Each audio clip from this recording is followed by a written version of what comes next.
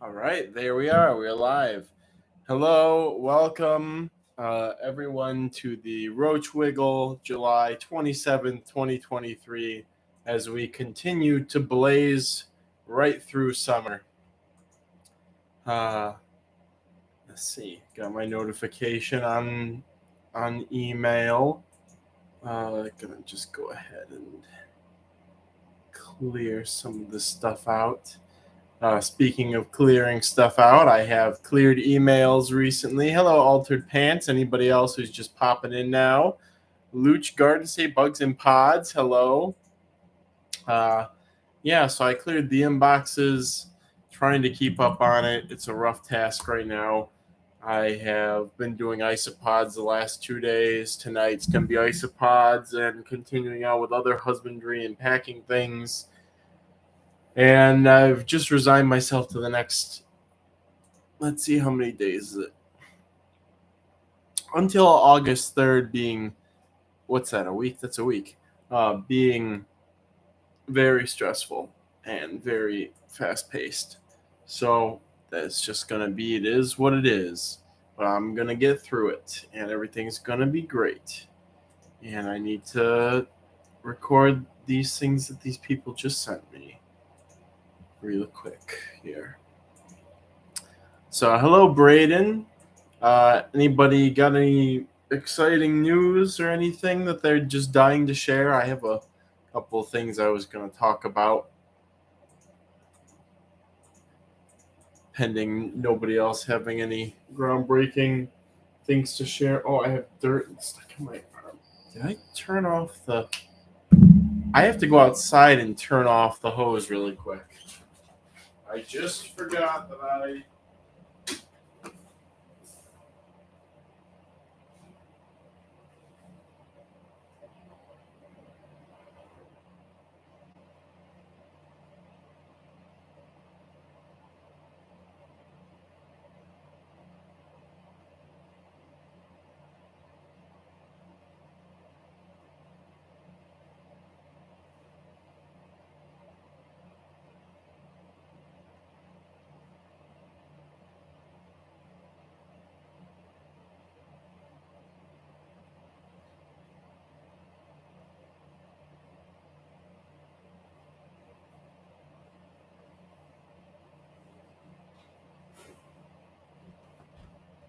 Okay, now we're going to go.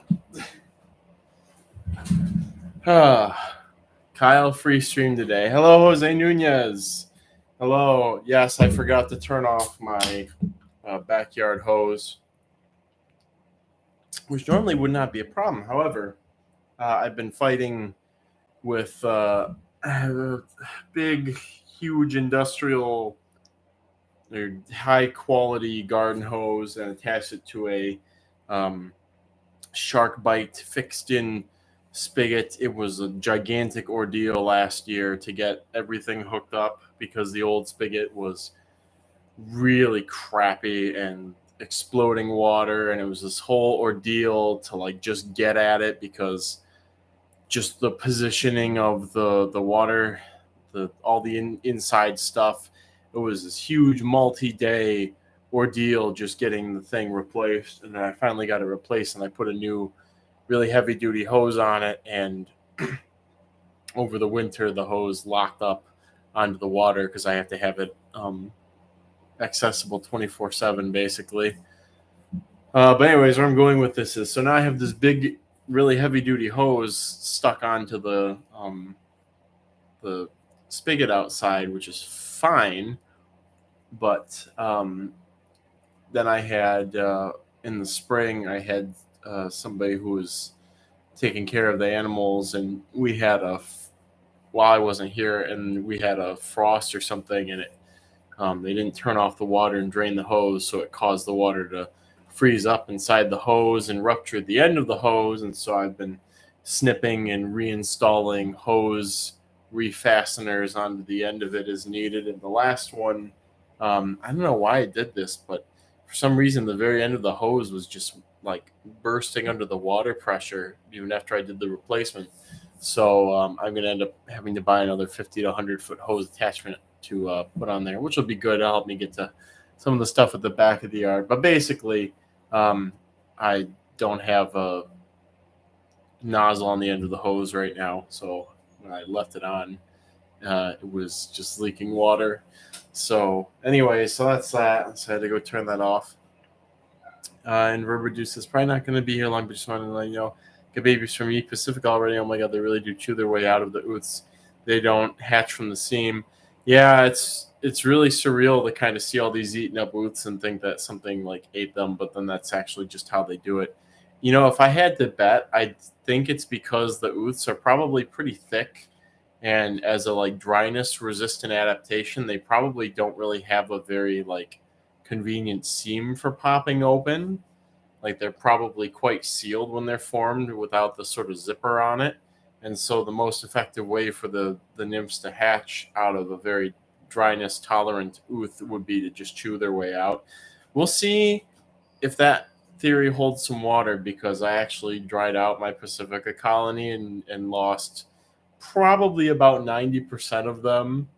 And so we'll see if I get a huge hatch when I check them next. I did also bump into a larger size enclosure. They're going to be fine. There were some adults that were fine, so they're going to rebound in no time, but still. So if I get a huge hatch of babies after rewatering and taking care of them, I think that would provide some good evidence towards that theory. Hello, Phil. Hello. Oh, TJ, while you're here, where were your Simplos Morsi from that you sent to Brandon? Because I got a restart from him, and I wanted to label them with the locality. He said that you know where they were from. Speaking of which, I go ahead and just show that off over there. So you guys may notice, compared to last week, there aren't any of those little pink slips, which is all key largo. Okay, I'll write that down. There aren't any pink slips over here. I was able to get through pretty much all of the containers. I took care of everything. I did a bout of, oh, that looks a little precarious.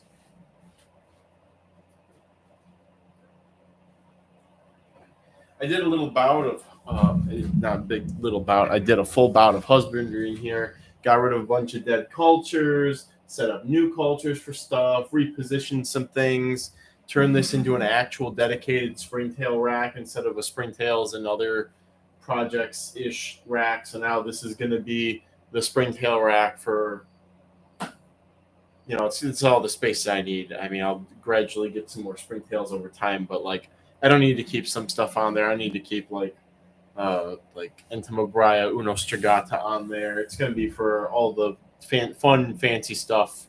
Hamidia, Lepidostridus, Paradoxus, all kinds of stuff, whatever I catch outside, basically, and people send me. So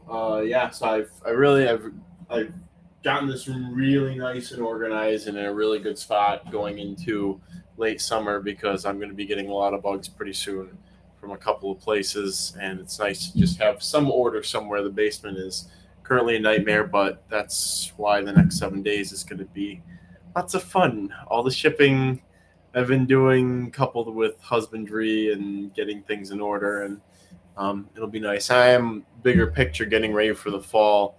I'm really mentally committing to the fact that if I can't move this fall, or if I'm not going to move this fall, that I will devote that time that would be used for that to the Roach Crossing overhaul. And so I'm getting the gears turning for that. Brayden asks if the sticky notes ever fall off. They seem easier than tape if they actually stay on. No, they don't fall off. These are heavy duty sticky notes. I don't actually know if they're still making them. I bought a ton of them because some places were putting them on like heavy sale, implying that they were getting rid of them or they were going to stop making them. But they're Post-it, heavy duty, waterproof, everything proof sticky notes. And my system is basically green tags are isopods, yellow tags are roaches, and orange tags are everything else. So if that gives you some perspective on stuff that you're seeing in the background now. So, but yes, I got on top of husbandry in here.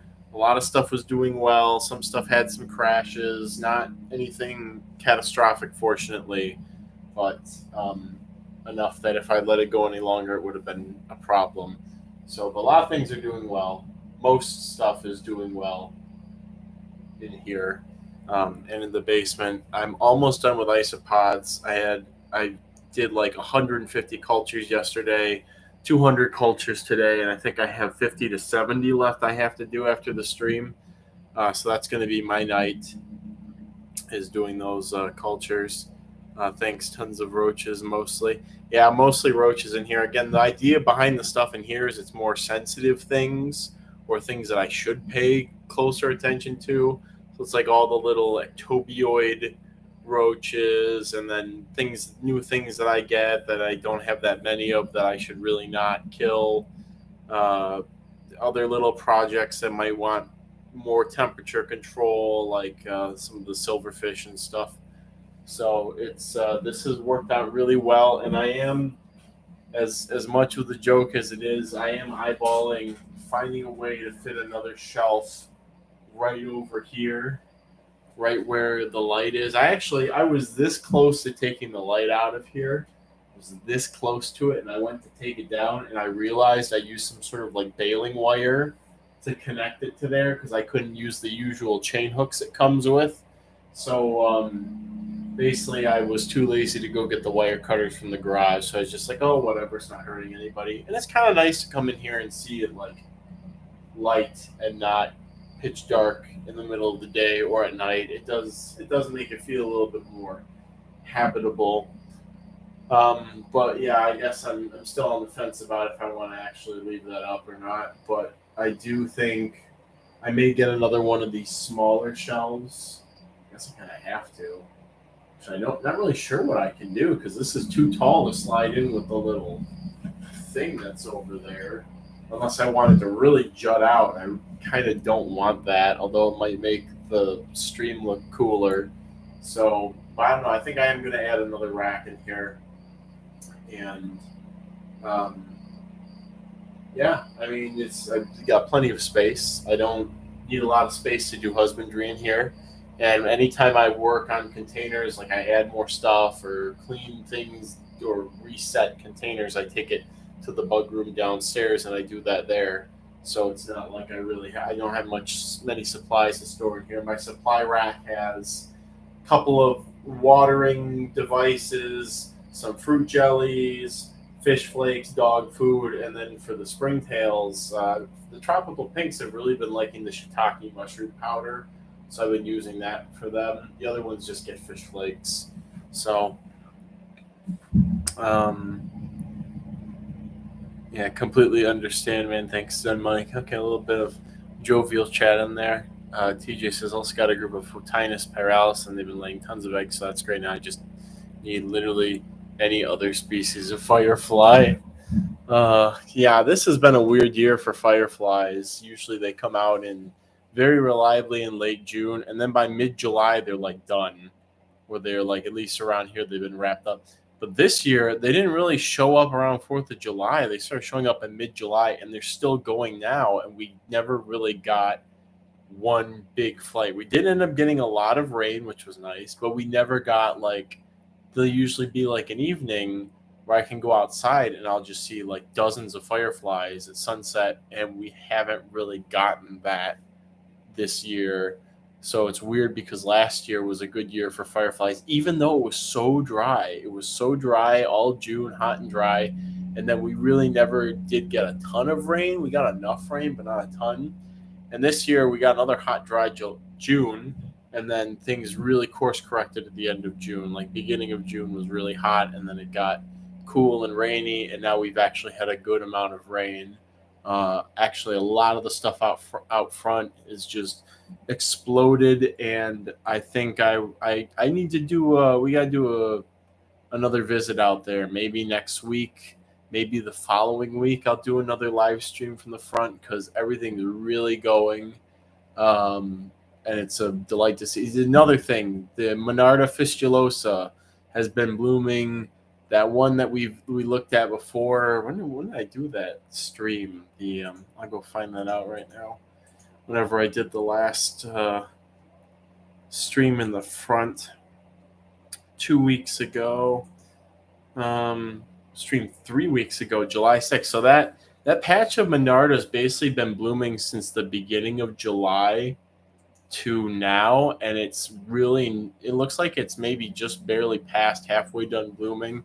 That's very strange for fistulosa to have like a month plus bloom period here. Usually it's like 2 to 3 weeks and then it's done, but it's still going. It's very suspicious. Yeah, I'm not complaining, but it's just interesting. So, hi Evan, how's it going? How's it going right back at you? Let's see. Lady next door got ducks, and I haven't found any mantis either. I believe for ducks are eating everything. Unfortunately, just tons of ticks recently out here. My ducks don't really eat bugs a lot. They definitely go for the vegetative material when I do let them out. And I should let the birds out soon. But as a segue into that topic, out of bugs and into that, Victor, the last month or maybe a bit more, but the last month has just been the perfect dog. Just any of the whininess and any albeit slight behavioral issues just have not been a thing. He's been so gentle and reserved and respectful and listening and everything. It's just amazing how I think just him having somebody to play with, and then I think he just sort of wore out those circuits is what I think happened. Is he just hit this sort of satiation that he had never had before, and it just fixed any, again, even minor issues that he had. Some of his anxiety and his just pushiness is just gone. But on the flip side of things, Nazi has been a demon. I love her, but she is extremely headstrong. She's motivated enough by food, but she does not listen. She does not fear. She's even disrespectful to Victor. When they play, it's a lot of him on the defensive, and she will just do these things that if it were a full-size dog doing that, you'd think it was a dog fight with how aggressive she is to him. And she's playing, that's for sure. She's doing play bows and all that behavior's there, but she's snarling, rearing up, and like mounting him, not with the little thrusts and stuff, but just doing these things that are just definitely not good behaviors if she keeps them into being an adult dog. And Victor has been, before we were kind of, when he would correct her when she'd jump, and he'd pin her, and she'd be doing this deep baying and stuff to try and get him off of her. And, it's a little puppy, and we were concerned he's being too much. But he definitely knew something that we didn't know about her, because as she's gotten bigger, she is very defiant to him. She'll definitely be the top dog when they're both full size. But anyway, so she's been a handful. And I've just, I've had to switch the mind from, Victor for a long time. So he's my dog, he's my baby, he's my only dog. I'm going to be disciplined with him, but, I got to give him lots of extra super duper love and be kind of lenient. And with Nazi, it's just like, I can't let any bad behavior slip, because she's going to just take advantage of it. And this is the time to nip it in the bud. And Victor's been great at helping with that, with her being disobedient and being rowdy. And I mean, there'll be some nights where Angela and I will be like sitting outside, and we'll be so thankful that Victor will just be taking the beating for us, because Nazi she just has this boundless energy and so much just savageness. She can be very sweet too sometimes, but she just wants to play really rough. So I'll do a quick read up here before I continue my thoughts. Just Evan says, just had a big die off with the banana roaches I got from you. I think I underestimated the ventilation requirements. Yeah, this time of year, it's very easy to keep things too stuffy and for humidity to just build up and things to die from mycosis and just being overwhelmed with moisture. It's definitely something to keep an eye on at this time of year. And even though there's a higher chance for too much for dry conditions to just for complete desiccation to happen in a container in the winter here, despite that risk, I can't overwater during the winter. So it's easier to just sit there and spray a bunch of water in and forget about it, just and not have to worry about it, than it is for me to be extremely tight with water management during the summer. So that's why I've gone with a full ventilated approach with pretty much all of my species. There are a couple that I'm learning in the last couple of years that I do need to restrict the ventilation on, not not entirely during the summertime, but in preparation for the winter time and the dryness. Periplaneta brunea is one of those. A lot of us killed colonies and stuff, and successful colonies, the key is always high humidity with minimal ventilation. You can kill a colony over the winter if it's dry, or just when it's dry, even if you water them daily, they won't produce enough healthy ooths and they'll just crash. Stylopiga rhombifolia, the harlequin roaches, have been like that too. There's a video going up in a couple days of my harlequin roach colony, so get ready for that.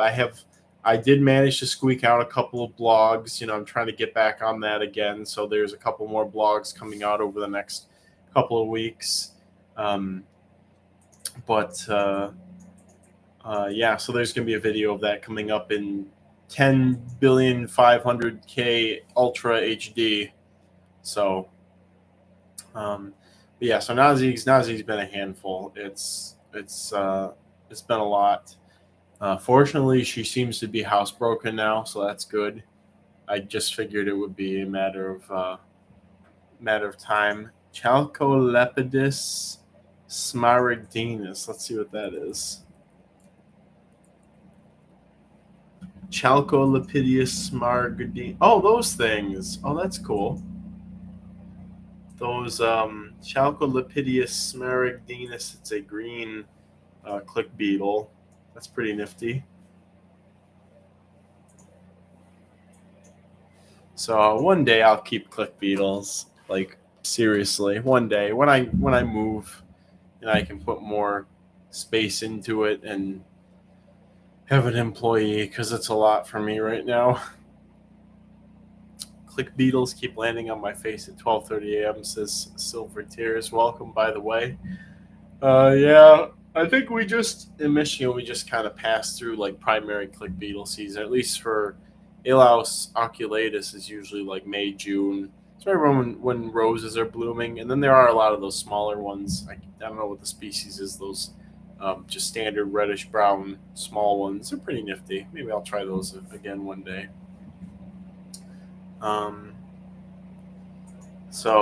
Yeah, finishing up the thoughts with Victor and Nazig.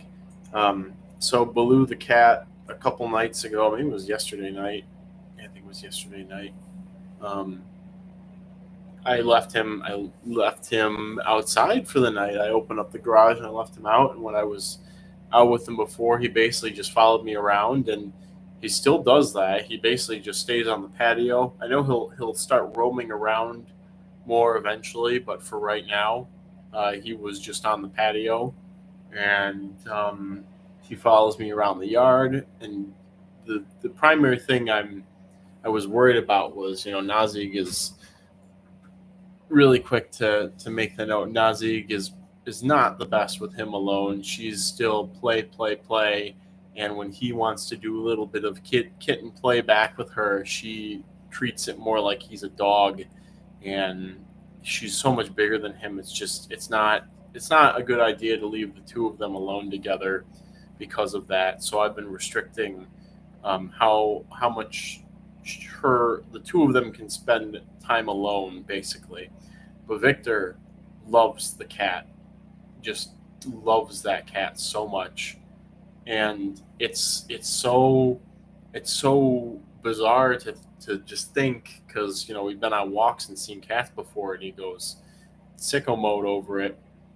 But just the fact that I had the cat and got him used to the smell on me, and then introduced him to the cat, and now he's very chill from not having all that extra anxiety and energy. He loves the cat, and he loves it so much. I have a video of I put out some hamburger meat for Victor when Nazik was in the house.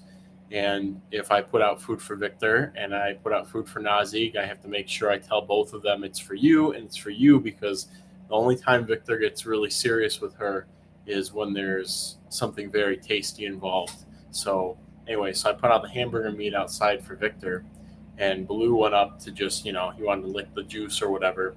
And Baloo actually edged Victor out of the bowl, like with his little cat face, like licking the edges of it and stuff.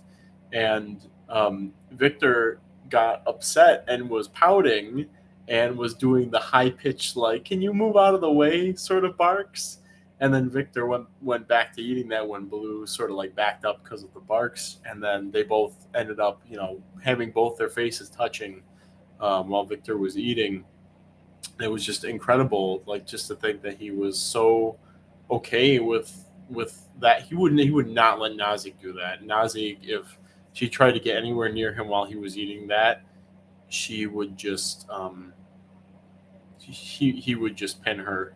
So it kind of blew my mind, and it was great to see Victor is coming into his own, and he will absolutely be a great livestock guardian dog when I move and have more space and can leave him outside. I would leave him outside all day and all night now. I feel very comfortable with him in the yard, but the problem is, when there is something that goes bump in the night, he does the alarm barking, and that's not the best thing with living in, despite a rural area, still being in the suburbs.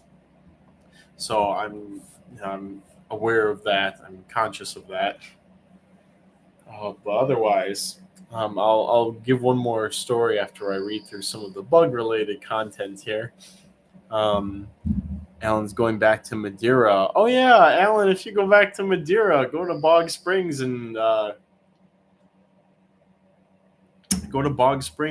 see if the Aranavega are finally back there. There were also, what was there? There was some cool Pseudophilus. There's some cool Pseudophilus and some maybe like small Gryllus or Nemobius or something, all the way up at the top where everybody parks at the top of the whole Madeira Canyon complex. So if you guys go out there at night, maybe keep an eye out for that kind of stuff. So, but it's good to hear that Arizona, the trip is going well, and I'm excited to see what the Fort Davis Plus areas hold, as well as the Roswell sites. We'll see how all that goes. So yeah, I got a lot of stuff done here. Things been going well with one of the dogs. What I was gonna say was the other thing I was gonna add to that was, maybe one would think I'd have some doubts about Victor with Baloo alone. And, I would, but then I had a very eye-opening experience. Was it last night or the night before? Can't remember. It was the night before. It was the night before. So I'm sitting out in the yard. It's about, 11:30. And I've with Blue and Nazik and Victor, and I've gotten Nazik to calm down just enough. And I hear like something like a branch fall somewhere in the backyard. And I just kind of think, oh, that's interesting. I hear like there's a thud. So it's like something heavy hit the ground with this branch. And I'm like, oh, okay. I wonder what happened. And Victor does his alarm bark, and I, get up to go see what's going on. I'm walking around, put the headlamp, go back in the house, get the headlamp, come outside, and I'm looking around. And I walk out to the big, one of the big beds in the backyard, the one that has all my shade stuff in it, basically all my trilliums and my violets and cow parsnip and my ferns, all that stuff. And so usually the dogs don't go in there because there's some fencing around it. It's such that chickens and ducks can go under the fencing, but it's not high enough off the ground necessarily that the dogs will want to go in there. So they usually don't. They can jump in very easily, but they usually don't. So bye TJ, see you around. So anyways, so I go out there and I'm looking around, and there's the hole that Victor dug. I don't know, it was like a year and a half or 2 years ago. Pretty deep hole in the middle of the bed when he smelled. It was an old rabbit nest, like a wild rabbit nest. And even after the rabbits left, he became very obsessed with it. So he's digging to just dog digging. His tale as old as time. So to stop Nazik and him from sort of showing interest in there, I threw an old cattle trough thing over it. It's this, it's a black cattle trough. It's on its side, whatever, just to try and put a physical object in the way that they're not going to be able to move, so they're not going to want to go dig the hole deeper. So I see Victor is in the bed, and I see him shove his snout into the side of the hole and grab something furry. And for a second, I'm like, oh my God, he has either Orton, the rabbit that's free range in the backyard, or Baloo. And, I have this like moment of panic, and he very, very animalistically jumps over the fence and runs off to another corner of the yard. And I go to follow him. I'm like, okay, I have a moment to relax here. It was too small to be Orton. Orton's a gigantic rabbit. It wasn't Orton. And it wasn't, Baloo follows me. So I was like, okay, it's not Baloo. So what is it? So I go over, and it was a possum. It must have been one of this year's weanlings, because it wasn't as big as I normally see yearling possums in the fall. They grow really fast. So it wasn't, just out of the pouch, but it was like, I don't know, maybe like the size of a very big rat. And Victor, within all of this next part just happened within like a couple of seconds. So Victor jumps out with the thing in his mouth, runs off to the side of the yard. By the time I get up to there, it's dead. Just no hope. After it was in his mouth, just no hope. And I just sort of think, I look at it and it's like glassy eyes, and I'm like, it's a possum. They play possum, it might be fine. And so I go to take it from him and look at it, and it's just like completely limp. Parts of it are now disjointed. And so I go to put it back on the ground. I'm on the phone with Angela this whole time too, and I'm describing this process. I take a step back and look at it, and Victor just picks it up, and not even with his molars, just like with the carnassial teeth, just bites down maybe 2-3 times, and I just hear all the bones. I don't know what bones, but all the bones, just hear them all crack, whatever they were. Just in 2 or 3 bites, I just hear this like, and I just realized at that moment that if he wanted something dead, there's very little that I could do without being ready for it to stop him, with respect to if it was the cat, if it was some small creature he found out in the yard. If he was not introduced to it and did not, know that it was not a threat or that it was not a friend, that it would be over very quickly. And that was when I realized that, again, that, Baloo is completely safe, because they've been together for several days. They know each other for several days. Victor does not chase him or do anything like that. They're buddies. Like, this is nothing bad is going to happen here, because if it was going to happen, it would have already happened. So that was positive, but always again, another eye-opening moment for things. So, but Victor, I love possums. Victor just has a very, I know he's a dog, but a very irrational hatred of possums. There's a video of him when he was little, when my parents washed him while Will and I went to Arizona. It was 4 or 5 in the morning in their backyard in like the actual suburbs in Dearborn.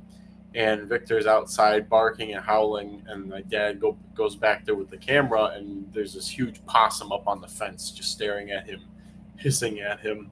So Victor does not like possums. And, I probably not raccoons either.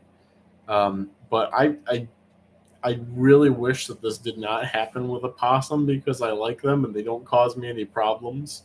But I kind of hope that one of these days, a very dumb but bold raccoon finds its way into the yard, trying to get at the chickens or something, because I'm curious what the timer countdown would be like on how long it has to take action uh, before fate decides for it. So, hello, exotic wilderness. Welcome. Braden says my dog did that with two marmots a few weeks ago. Yeah. Oh, do you call? Are you Braden? You're out west, so they were like actual like full blown marmots. Because in Michigan we have groundhogs, but apparently some people call them marmots, and they are actually marmots. But you never hear a Michigander or anybody like in the Midwest call them a marmot. Everybody calls them groundhogs. But Victor did catch a groundhog last year. Um, it was yellow belly marmots, we call them. Oh, the stupid heart emoji react thing is in the way. You call them rock chucks. That's interesting. Groundhogs, woodchucks. People say woodchucks in the Midwest or groundhogs. Nobody says marmots though here. Um, yeah, Victor got one last year, and that was something. The bastard was eating all my bean leaves, and it's natural pest control. I'm okay with natural pest control of that sort. I actually haven't seen a woodchuck in my yard or anywhere. There's a couple of like weird sand piles that have popped up in some places, but nothing like the one that was at Whistle Pig. Yeah. Um, Nothing like the one, because when the woodchuck moved in, and I'm pretty sure it's the same individual. It was 2 years ago, a year and a half ago, and maybe I did a blog post on it, but it moved into the front because I found a big old hole. And then it sort of, I guess, it decided it was out of stuff it wanted to eat in the front yard, which is I kind of find hard to believe because there's so much good stuff out there. There's strawberries, there's sunflowers, there's partridge pea, there's squashes, there's they got all this stuff in the front yard. There's plenty of fabaceous things which are very flavorful to those herbivores.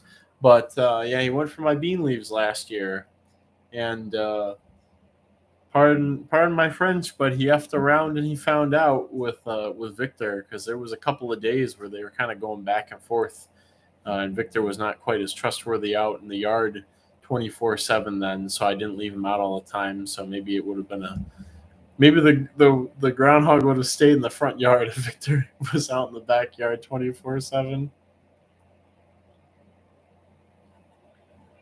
But my neighbor down the street, Joe, does have a resident groundhog right now. I've been asking about it for the last year and a half. It moved in to the side of his yard. He had a bunch of box elders cut down, and he had them leave all the wood because he was using some of it for slabbing, for making tables, for this, for that, for making biochar, blah blah blah.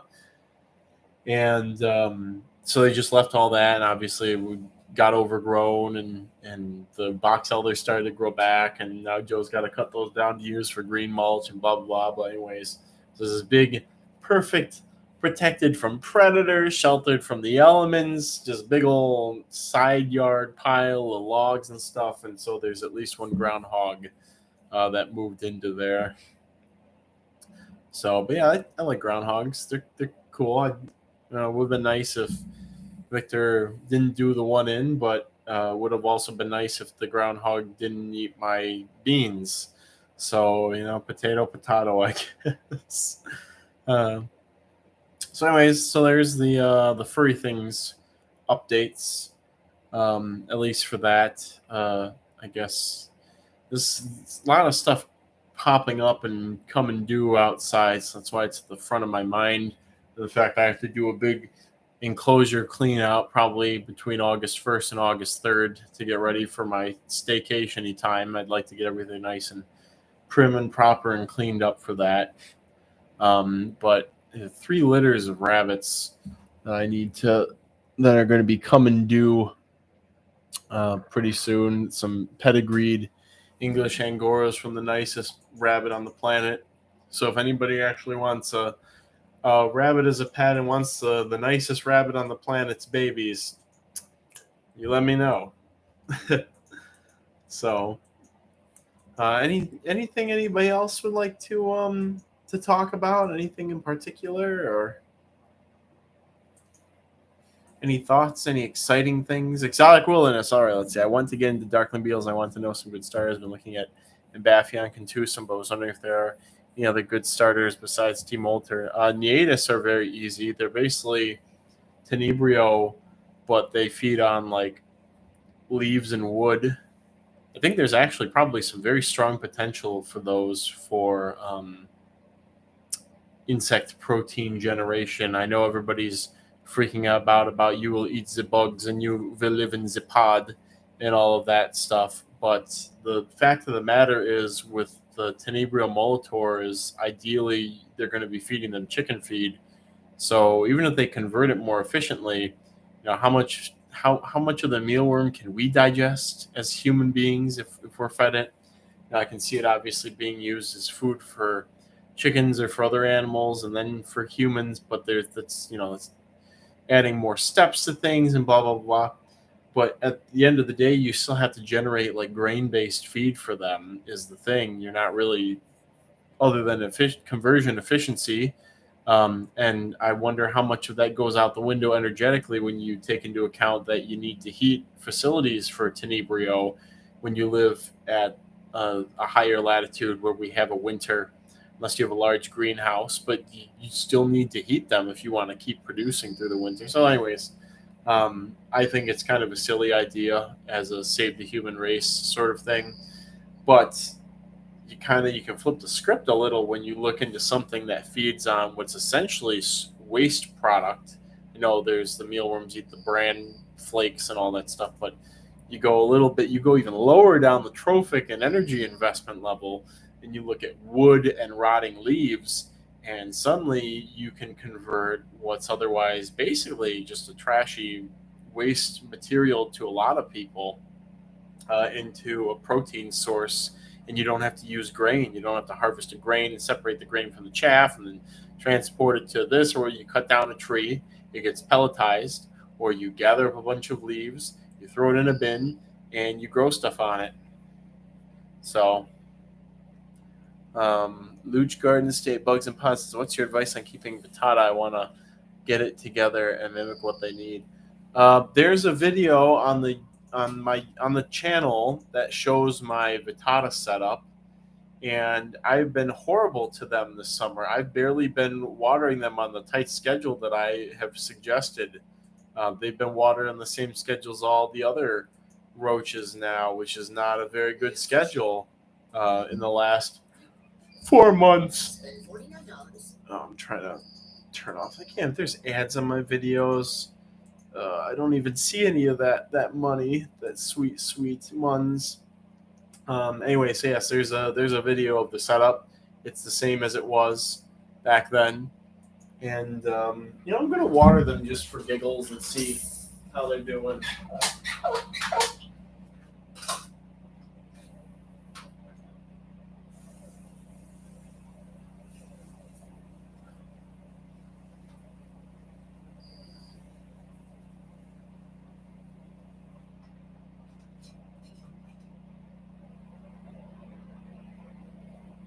Yeah, they're doing fine.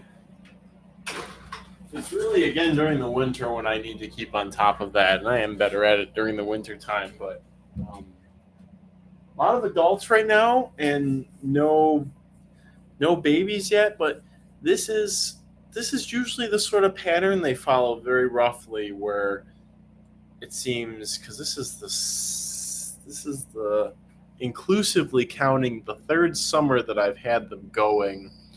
So usually you get adults in summer-ish, and then by late summer, fall is when I start getting a lot of hatches, and then they grow kind of slowly for a smaller size roach.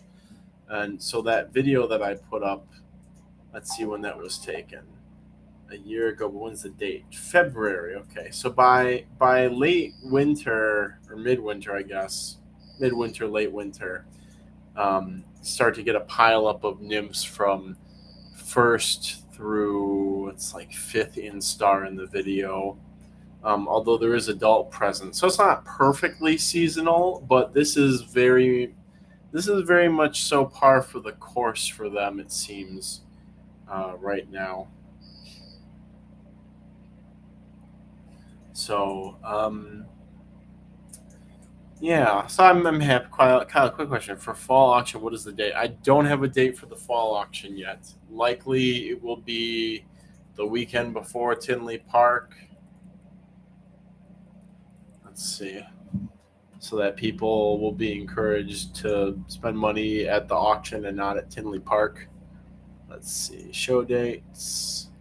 Okay, so Tinley Park is October 7th and 8th, which is probably... Oh, interesting. It's the first Saturday of October. So that means the auction might be like September 29th, 30th, and October 1st. Yeah, that might be when that ends up being, actually.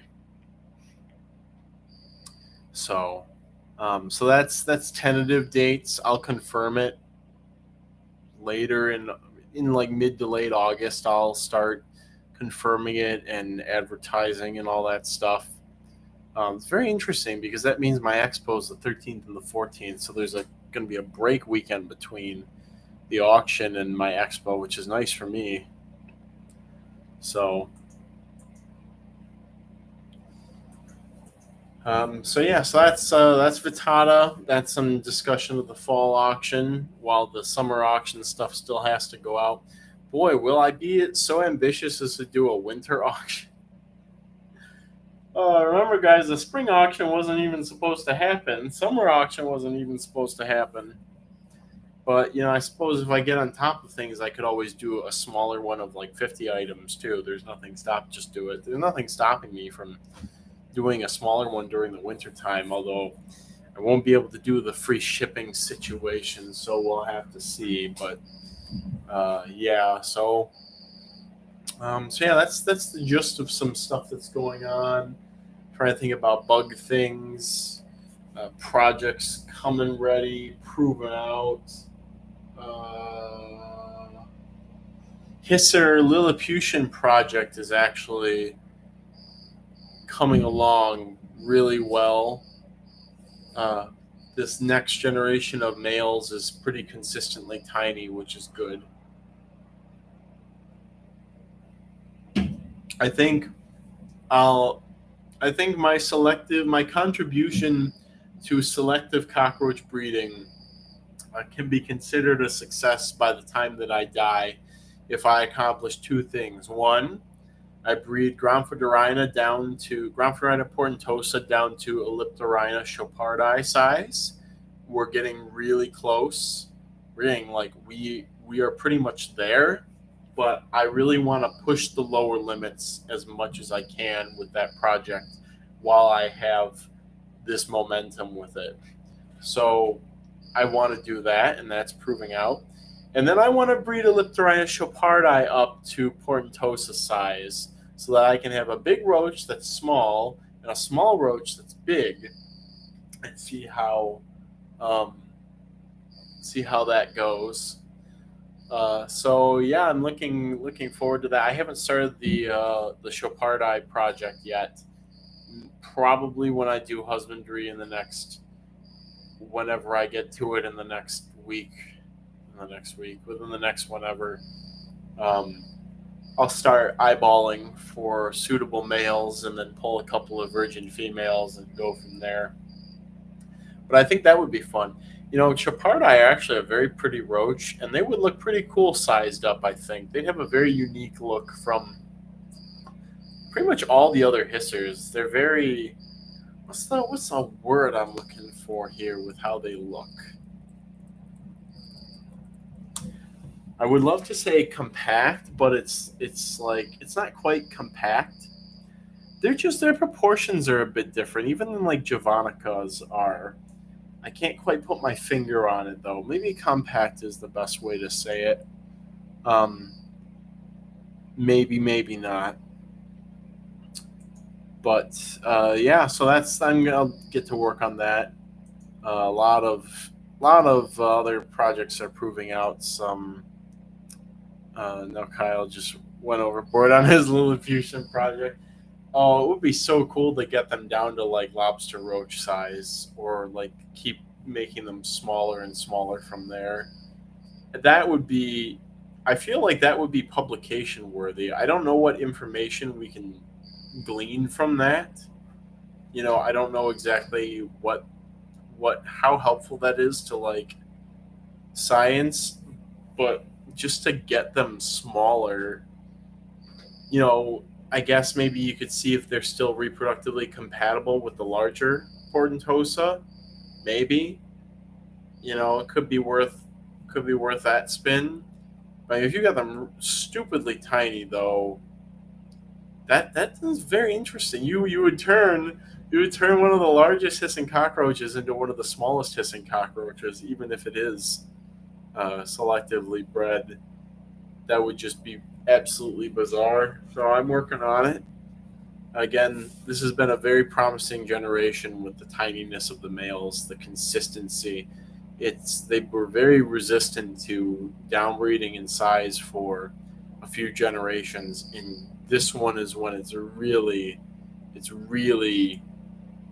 I'm getting traction, and I'm very satisfied with it. So some of the color projects have not proven out yet. A lot of them are in their initial stages.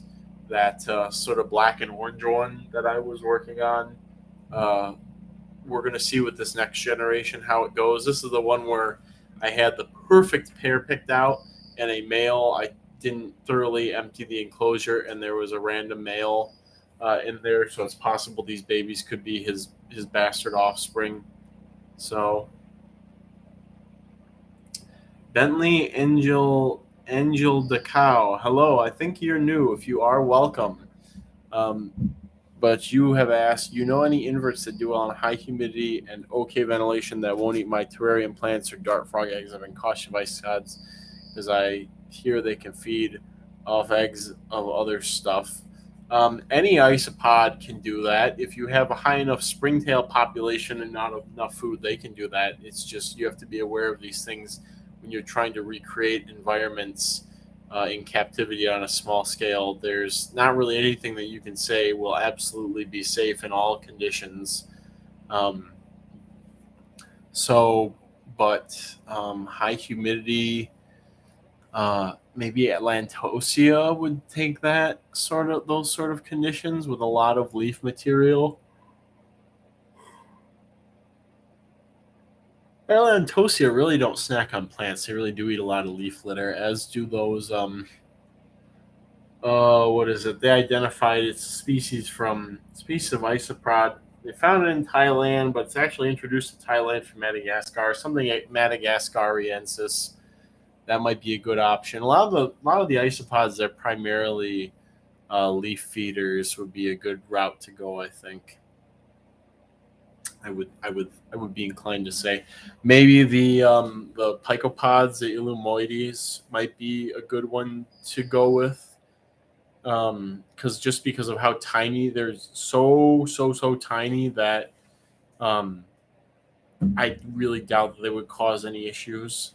But then if you have a million tiny things, it's like having 100 regular size things in terms of their appetite and other factors. So springtails, Fulsomia Canada, you really can't go wrong with those. People have been using those for very long time. I'm just going to check my phone. Okay, my parents have not contacted me. My parents are currently without power, which is very bad for my mom's multiple sclerosis, but they apparently don't want to leave the house and come over here just yet. They're going to suffer it out and see if DT gets the power back on sooner than later. So, other news. I had some Diaxes titius from Auburn, Alabama, that Ellen sent me in spring of 2021 as third instar larvae, and I've only just now gotten them to mature, and it's hilarious because that's about 2 years. That's a little bit over 2 years since I got them. But within that time frame, I was able to raise Grantii from eggs to adults, which also my Grantii situation is not doing the best right now. The male impaled two of the females fatally and apparently maimed one of the other females. I really should have given them a larger enclosure for pairing or hand paired them, but like by the time that I had learned that lesson, it was too late. Fortunately, I have another 8 larvae. I haven't checked on them to see if they've pupated yet, but they're all the same age, and most of them were looking really yellow. So it's a sign that they were getting close to it. But I'm getting to that. I will probably do that tomorrow.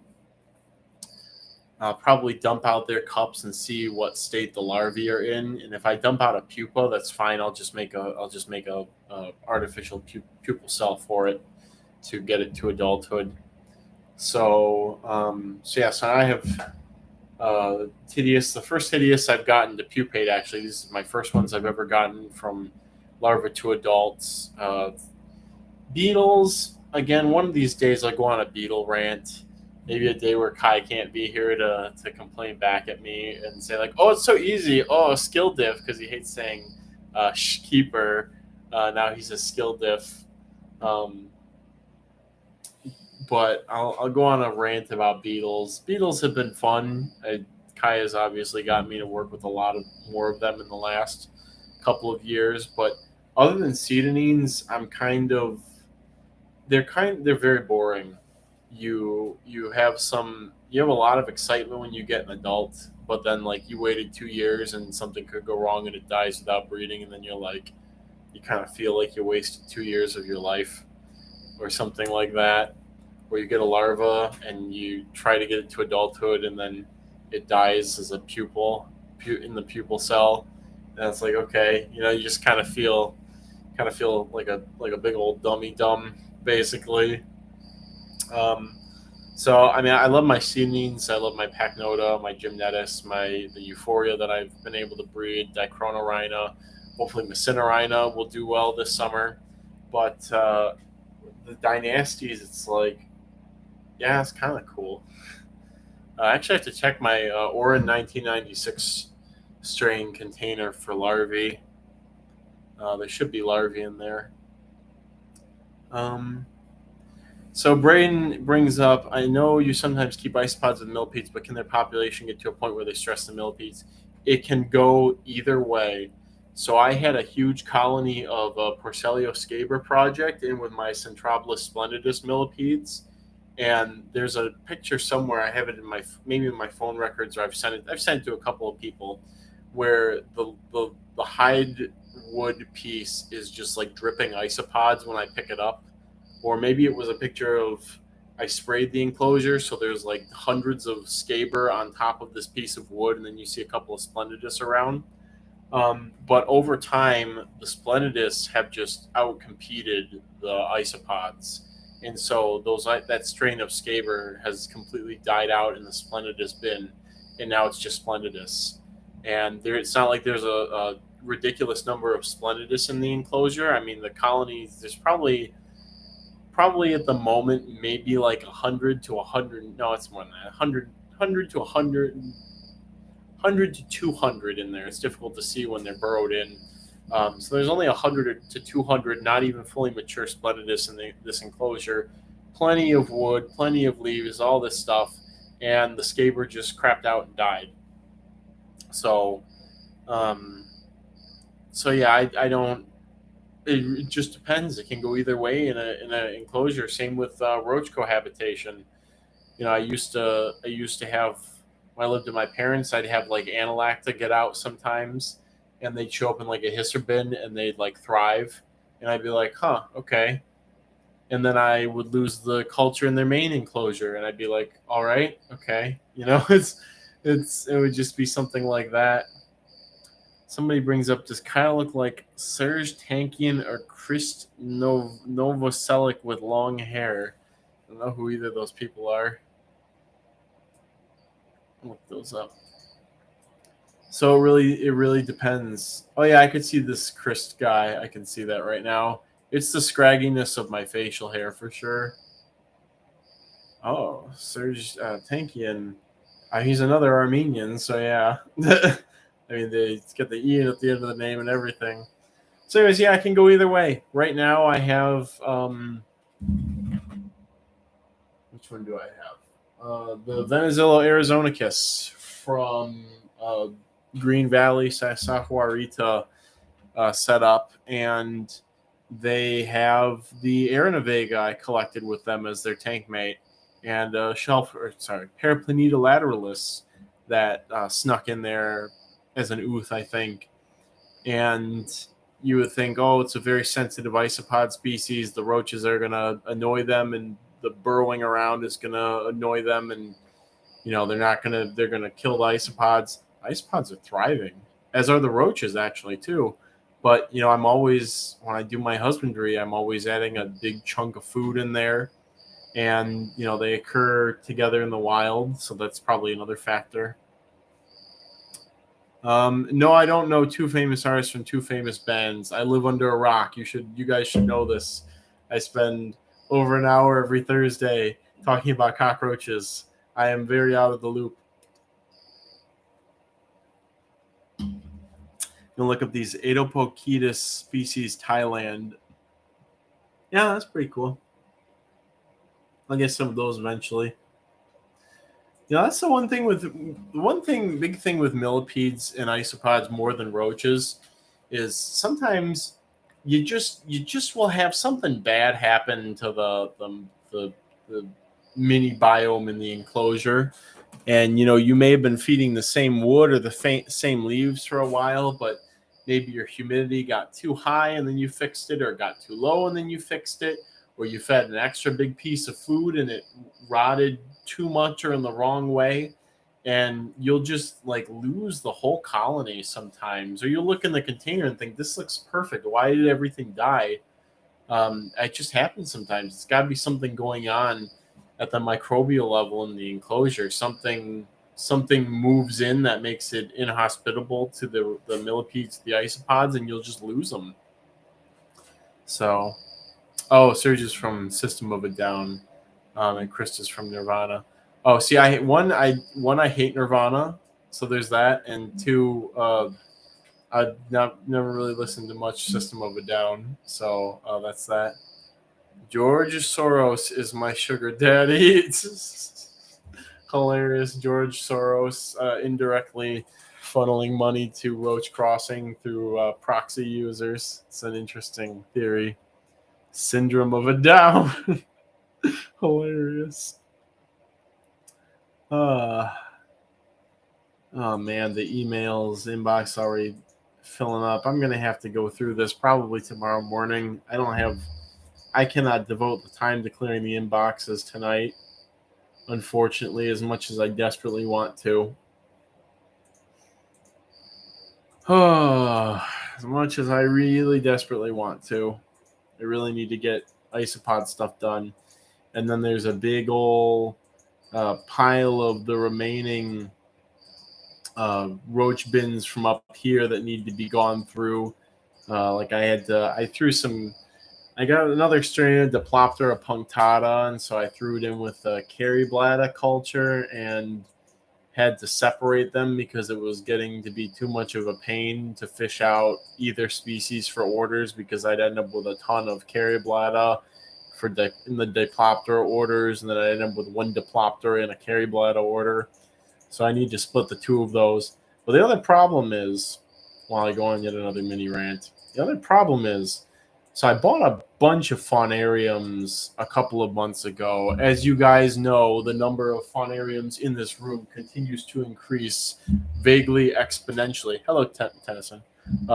Also, anybody in Michigan, I am looking for an employee. So if you're in the Southeast Michigan area and you like some part-time work, we can discuss starting hourly rate, among other things. But I do need somebody. Please save me. Angela's coming over this weekend to help, but it's not going to be enough. So, anyways, where I was going. So I bought a bunch of faunariums at the local Pet Supplies Plus and bought out several other Pet Supplies Pluses of their faunariums. And then I didn't buy any. I overbought and I had everything I needed. And so I didn't buy any for a couple of 2 months. So they upped their stocking of them because I was buying them. And then they must have continued to do that until they just overstocked. And then they sold, and they've been out of them at the one that's right across the street from my house. So that's been an inconvenience. Fortunately, I had enough on hand to sort of okay, clean this one out, get it ready, move with the colony into here, refresh the colony into here, clean the one you just moved them out of after you sterilize it, and so on and so forth. But now I'm making lusty eyes at setting up new cultures of stuff such as the splitting those Diplopter and Caryblata. And now I kind of shot myself in the foot because I'm starting to run out of faunariums again, and I can't just go out and buy them. Or if I do, it's that's an hour's time commitment that I don't have to leave the house for the next 7 days with. So I'm in just a bit of a pickle. I'm sure I'll get through it, but for right now, it's an inconvenience. It's quite the inconvenience. So, do I have? So this is really quick because I think I'm going to wrap things up soon too. It's already been an hour. Geez. This is the first time I think that I've had every single Parcoblata species under my roof, and on paper without splitting up species. Some things probably need to be split. But as far as all the species that currently exist on paper, I'm pretty sure every single Parcoblata species is represented in this room. So that's interesting. Hi, Dynamo Terra. Good to see you. Yeah, I do need somebody to go around and find some faunariums, the medium-sized ones. I now, since I cleared out all of these smaller size ones, I now have an overstock of those. So that's kind of nice. If I find something here and there, I just want to get going. Actually, I've started using these for grain pests, and they've been working very well. I talked about that last week, I think, with the different grain weevils have been doing really well in there without getting too humid. And so I can use those for some things like confused flower beetles. Haven't cultured them in a while. Also like sawtooth grain beetles. There's a couple of them I can move into that. I could probably put the shiny spider beetle. I have another spider beetle species going now too from last year's Arizona trip. It's funny because I had a container where I put the spider beetles and the little, I think they're like ant silverfish, in with the roaches I collected, which were from near Bolin's Old West trading post in Las Cruces, New Mexico. And the roaches did really poorly, but now both the spider beetles and the silverfish bred in there. So I'm upset I lost the roaches because it's like the fourth time I've worked with that species and lost them. But I mean, I'm really happy about the other two. Every day you get to say we got a new spider beetle in culture. Altered Pants asks, how do you seal them? We'll go ahead and I'll flex really quick. So the muslin cloth here actually seals the container. Oh, there's a lot of fungus gnats in there. I'm not going to open that anytime soon. So this actually creates, it collapses in between or gets stuck between the lip of the container and the lid, and actually creates a pretty much escape-proof seal for everything. I mean, you can see all the fungus gnats that are just trapped in here from this fresh substrate that I whipped up. So it's working really well for the Cytophilus species grain weevils. I'm sure it will work well for Tribolium. The only thing is with some species, if they have powerful enough jaws, they can theoretically chew out of this stuff. But I have had that happen only with Taphiliska. Have ruined one of these. Not ruined, sorry. they have damaged one. They must have gotten hungry and bit a couple of holes in the top, and which is completely understandable. They normally chew into like wood and stuff like that. So it's like, yeah, this is kind of bound to happen. And I think one roach species, it might have been a hisser, sort of chewed into this muslin and made a bit of a hole. Oh, and termites. Oh, I completely forgot about the termites. So termites I collected in Alabama this spring they made their little Tower of Babel that I keep knocking over, their little poo tower to try and get out. They made the tower initially up to the cloth lid, and they colonized the cloth. They built more tunnels through it and made it all holy. So when I opened the container, the cloth or the muslin just fell apart, and a couple of termites fell out of it. So now they're in a container within a container. So Marathon Runner, welcome. I think you're new, so if you are, welcome. And what type of cloth is that? It's muslin. It's just regular old muslin. I don't know exactly what it's usually used for, but I use it for this. The web spinners do too if they run out of food. I have to check on my web spinners. I'm pretty sure they're doing just fine, though. I hate fungus gnats, man. Need mosquito bits because these dunks don't work for me. So normally I have these little rove beetles that feed on the fungus gnats, and they go from container to container, and they keep the numbers down. The problem is I set up that container kind of fast, and I sterilized some substrate, and then I left it to cool in the bug room, or I left it to cool outside and moved it to the bug room uncovered after that, and it was very moist. So it was enough time for fungus gnats to colonize it, but not enough for the rove beetles to pick up on the fact that there were fungus beetles in it, or fungus gnats in it. And so the fungus gnats colonized it, and the beetles did not. So I'm not usually particularly annoyed with them because it's not a very common sight in a lot of my enclosures with those rove beetles around. So I don't really mind them. They never really get to apocalypse levels. And if I get really annoyed with a container, though, I'll catch a couple of the rove beetles from another bin and move them into something. Zen Monkey says muslin labeled as such at Joann Fabrics, aka a cheap, coarse cotton cloth. Yes, there's a lot of references to muslin or cotton cloth and materials in older bug rearing publications too. So I hear the Fresno hounds. I think Nazi might have to go outside. So I think this is a good opportunity for me to wrap today's stream up. So thank you, everybody, for coming. I look forward to seeing everybody next week. I think I haven't decided if we'll do a general live stream or a garden live stream next week. I'll try and give some heads up to that. But I kind of want to do the garden one because it's looking phenomenal right now. And I think that could be fun to check in on it again. It'll have been a month. So take care, everyone. I'll see you all next week. And until then and beyond, may your cultures ever be bountiful. Enjoy the summer.